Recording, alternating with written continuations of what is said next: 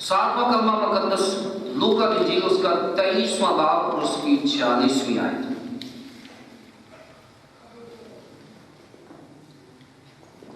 मुकद्दस लूका की इंजील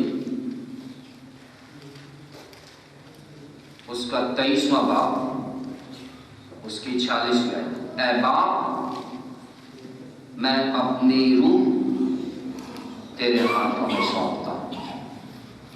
ऐ बाप, मैं अपनी रूह तेरे हाथों में सौंपता हूं।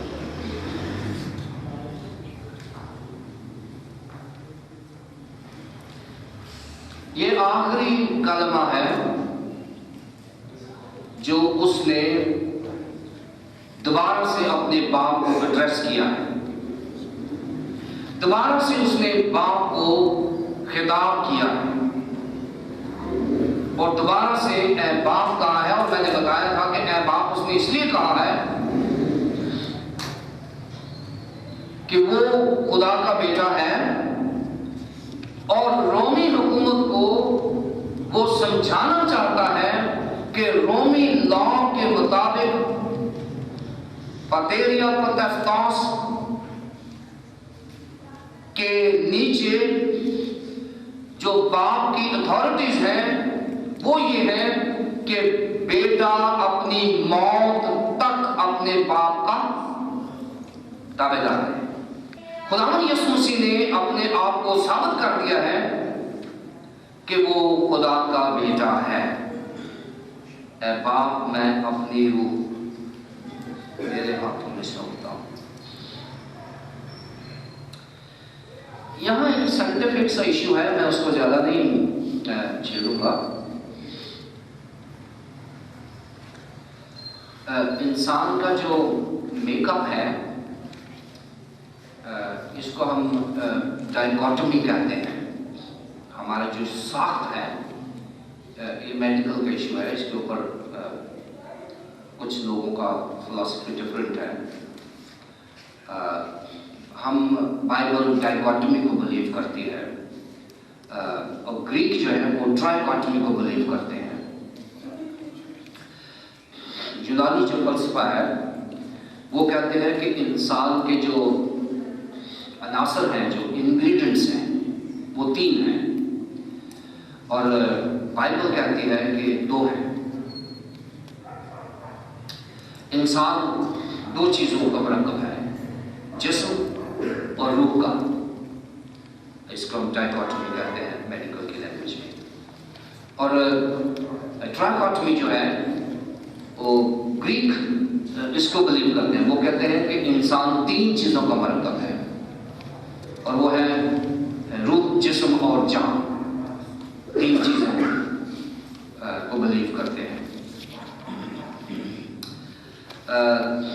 लेकिन बाइबल रूह और जान को एक ही चीज गर्दानती है और जिस्म को दूसरी चीज गर्दानती है, एक्सेप्ट करती है। बाइबल जिस्म और रूह को मानती है। सो खुदावंद यीशु मसीह जिस्म भी थे और उनमें रूह भी थी। ये क्लियर है? रूह का जो वजूद है जिस्म में, ये 2 किस्म का है। एक इंटरनल डेवलपमेंट होती है इंसानी जिस्म में, एक एक्सटर्नल इनपुट मिलता है इंसानी जिस्म में। क्योंकि आदम को जब क्रिएट किया गया था तो उसको एक स्केलेटन बना दिया गया था, जिस्म बना दिया गया था, लेकिन उसमें दम नहीं था। और खुदा ने उसके नथनों में जिंदगी का दम फूंका तो आदम जीती जान पाया। ये है इनबिल्ट रूह जो इंसान के जिस्म में खुदा ने डाली हुई है। और उसके बाद उसका जो रेगुलरिटीज है वो चलती जा रही है। खुदा ने एक सिस्टम बना दिया है, ये एक सिलसिला है जो इंसान की परवरिश होती रहती है और ये इनबिल्ट सिस्टम है जो डेवलप होता रहता है। एक तो ये है, इसको डाइकोटोमी कहते हैं, इंसान का जिस्म है और रूह है। उसके बाद एक एक्सटर्नल स्पिरिट इनफोर्स की जाती है और वो उसको मिलती है जो रूहुल कुद्दस के लिए दुआ करेगा। रूहुल कुद्दस की जो अंडरस्टैंडिंग है ये बिब्लिकल है और ये क्रिश्चियनाइज्ड है। किसी और मजहब को रूहुल कुद्दस का नहीं पता। खुदा का कॉन्सेप्ट होगा, डिफरेंट काइंड ऑफ जो कॉन्सेप्ट्स होते हैं वो होंगे, लेकिन जो रूहुल कुद्दस का अंडरस्टैंडिंग है ये सिवाय क्रिश्चियंस के किसी के पास नहीं। अब रूहुल कुद्दस की जो बरकत है ये उसको मिलती है जो मेडिटेशनल होकर उससे मांगता है, जो रियासत में जाकर उससे मांगते हैं, उनको ये मिलती है।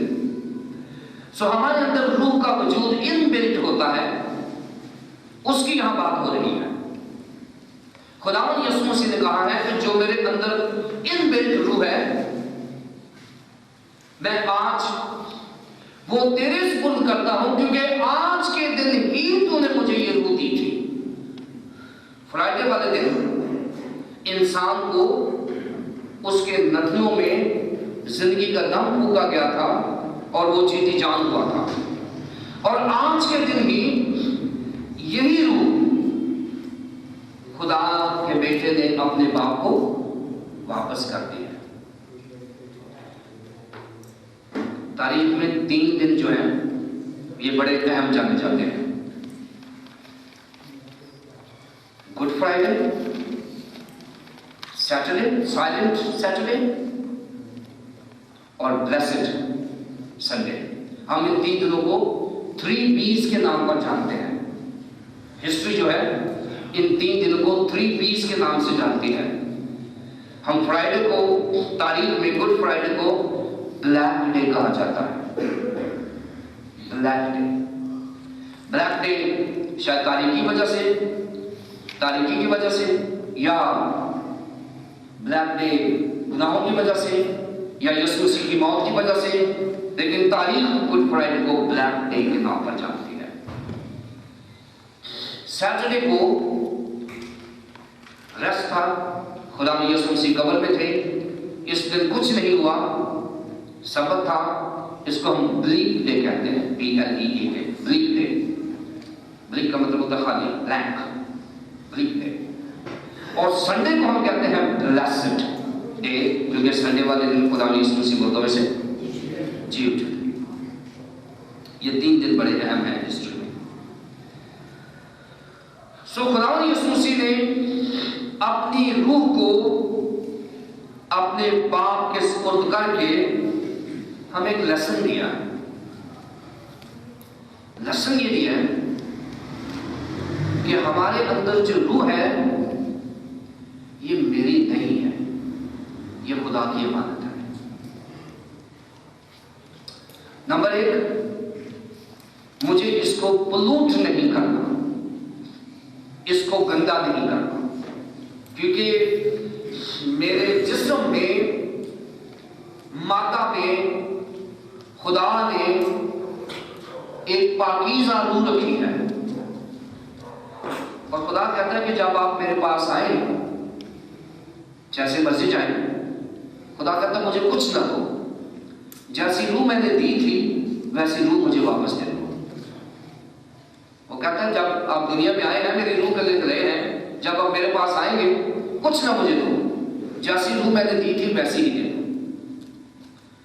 खुदा ने हमें रूह इसलिए नहीं दी कि हम उसको नापाक कर दें, हमें इसलिए दी है कि हम उसको पाकीज़गी में रखें, संभाल कर रखें। और जब ऐसा वक्त आ जाए कि हम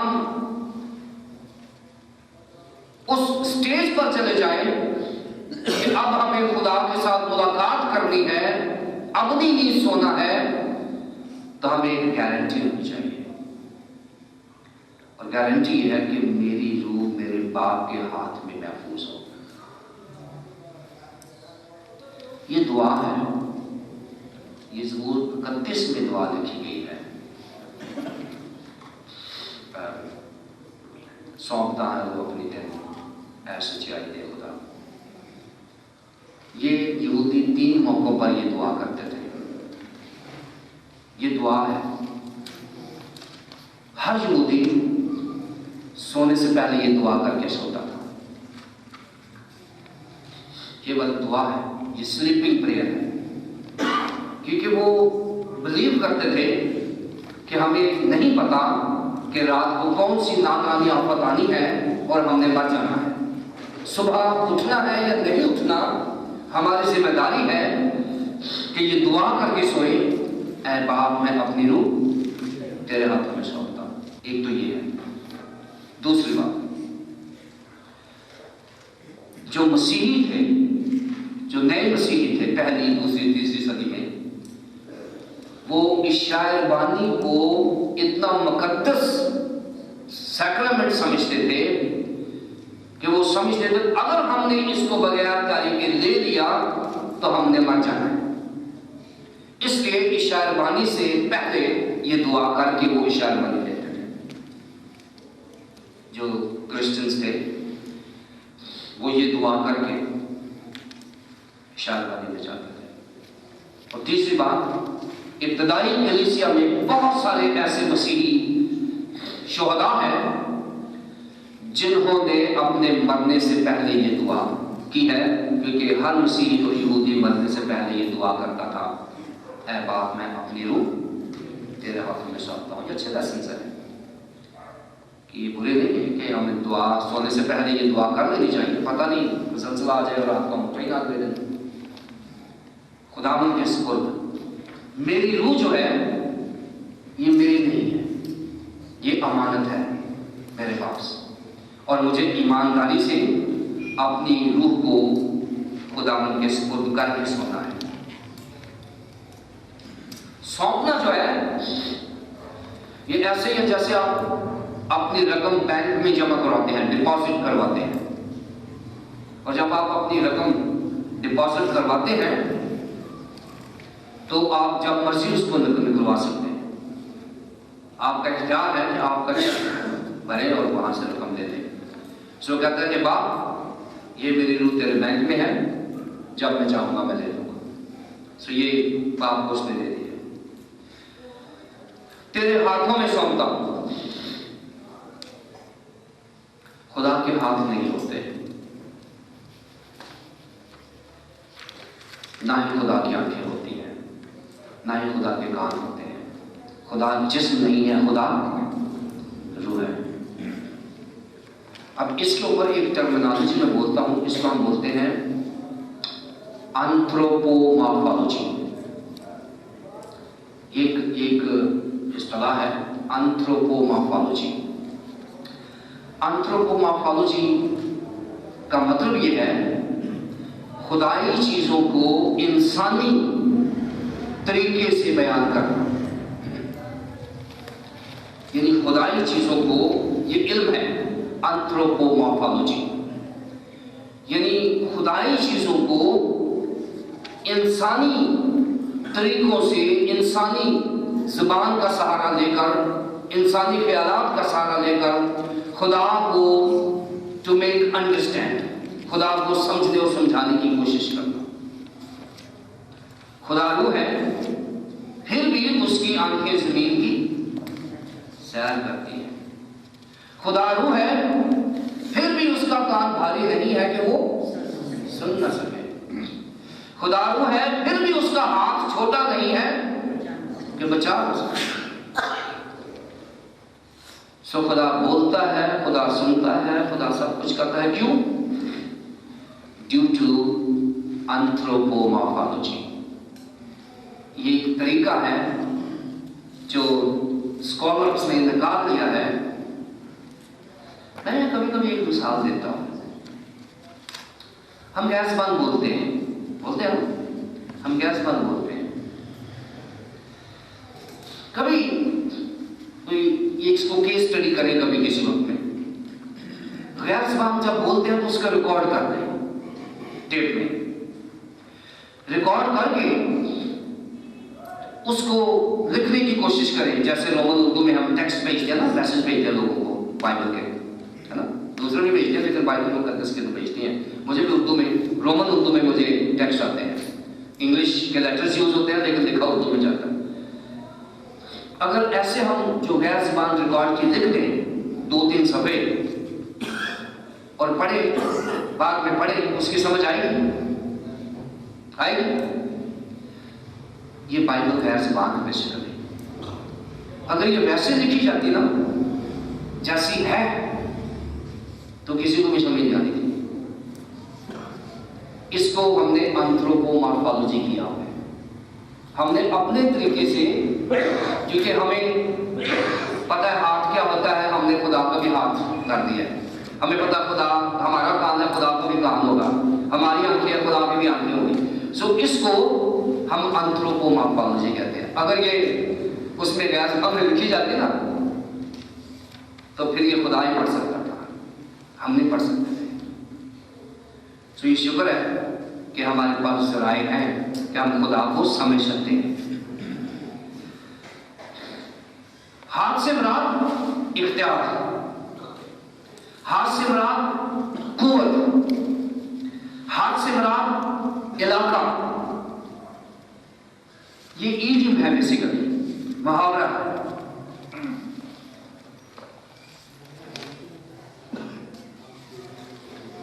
उसके इख्तियार में दे देना, उसके कंट्रोल में दे देना। ऐ बाप, मैं अपनी रूह तेरे हाथों में सौंपता हूं। और ये कहकर उसने दम दे दिया। और यहां जो बार्कले है उसने बड़ा अच्छा लिखा है। कहते हैं जैसे उसने ये कहा ना, ये कहकर उसने दम दे दिया और उसने ऐसे सर को किया जैसे तकिए के ऊपर सर रख के वो सो गए। उसकी जो सिचुएशन बताई है जीसस की, कि उसने ऐसे कह के अपने सर को तकिए पे रखा और सो गया। ये वो 7 सलीबी कलमात हैं जो हमारी जिंदगी में इनकी इंतहाई ज़रूरत और अहमियत है और हमें इनको मेडिटेट करना है। सिर्फ गुड फ्राइडे वाले दिन नहीं, आम जिंदगी में भी हमें इनको पढ़ना है। ये हमारे लिए एक सलीबी वाज है, इसलिए मैंने अपनी किताब का नाम सलीबी वाज रखा है। So this is a strike off the Lord Jesus Christ.